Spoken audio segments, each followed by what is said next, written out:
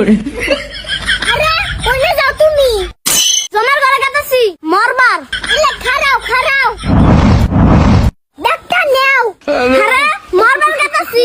এক কি করুম? যদি মরবার যায় তোমার মত বদলাই। এলে আইতে শুম 1 কেজি আলু আর 2 কেজি চাল নিয়ে আইও।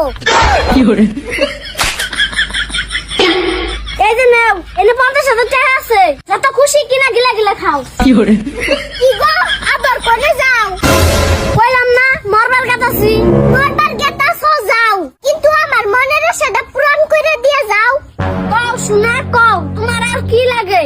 আমি 2 বাচ্চার মা হইবার চাই। ঠিক আছে, আমি মরে গেলে তুমি আরেকটা বিয়ে হইবে, তাই তো 2 বাচ্চার মা হইবে। না শোনা, আমি তোমার বাচ্চার মা হইবার চাই। আচ্ছা তাহলে আজকে থাকি, কালকে যামু। তাহলে তুমি তো বাচ্চার মা হইলে, আমি এখন মরবার যাই। আরে শোনা, তুমি গেলে আমার পুলাহান মানুষ করবো কেরা? আমার নামে 5 বিঘা মাটি আছে, ওই মাটি গুলো আমার পুলাহানের নামে লিখে দিও। আরে শোনা, পুলাহান একদিন বড় হবো, আমি বুড়ি হবো। হেসুম কি পুলাহান আমারে দেখবো? হেসুম আমার কি হবো? আচ্ছা কও, আর কি দিলে তুমি খুশি হইবে? আর কিচ্ছুই দেন না গোনা, তুমি খালি আমার নগে সারা জীবন থাইকা যাও।